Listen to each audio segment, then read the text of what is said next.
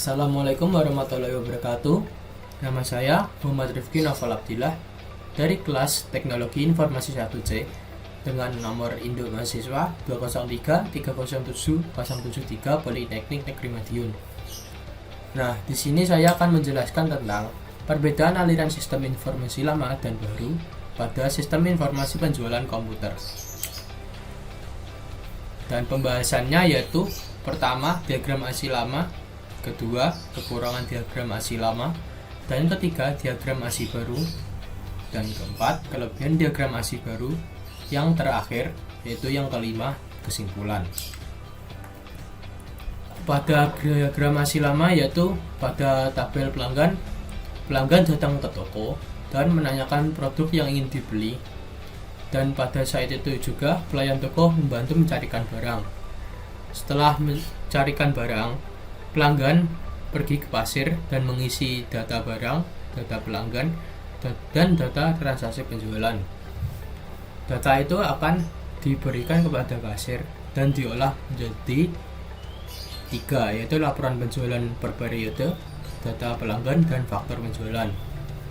Dan laporan ini akan diserahkan kepada pemilik toko menjadi 3 dan digabungkan, lalu diketahui dan ditandatangani oleh pemilik toko. Dan laporan penjualan ini akan selesai lalu diberikan pada kasir, dan akhirnya terbentuk faktor penjualan, dan faktor penjualan itu juga diberikan kepada pelanggan. Kekurangan pada ASI lama ini yaitu proses datanya yang manual. Kedua, membutuhkan ketelitian dalam mengisi data. Ketiga, resiko. Resiko di sini juga resiko dalam bangkrut, dalam rugi, atau salah mengisi datanya. Dan yang keempat, penyimpanan data tidak maksimal.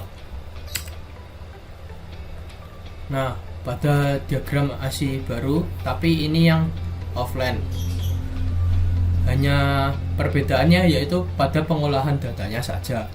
Nah, di sini sudah melakukan database, jadi lebih terstruktur pada pengolahannya, lebih rapi dan lebih ringkas. Kelebihan pada diagram ASI baru yaitu datanya lebih akurat, menggunakannya simpel, pengolahan datanya yang praktis dan sangat aman. Diagram ASI baru yang kedua yaitu dengan sistem online. Pada sistem ini yaitu pelanggan mengunjungi medsos toko, lalu memilih produk dan mencari produk yang ingin dibeli, lalu pelanggan memilih produk, melihat harga, dan menghubungi penjual. Dan penjual menanggapi dari pelanggan, memberikan format pembelian, lalu pelanggan juga mengisi format itu. Nah, format itu dibagi menjadi 3, yaitu nama pelanggan, nomor telepon, dan alamat.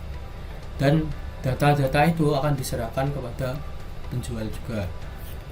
Lalu step selanjutnya, pelanggan melakukan pembayaran dan memilih metode pembayaran. Penjual akan memberikan beberapa metode pembayaran sebelum pelanggan membayarnya. Step selanjutnya yaitu pelanggan melakukan pembayaran dan penjual melakukan verifikasi dan akan mengemas produk, lalu diantar ke ekspedisi yang ingin dikirimnya, dan pihak ekspedisinya menerima produk, lalu mendata produk dan membuat resi pengiriman. Nah, resi pengiriman itu akan dikirimkan ke penjual.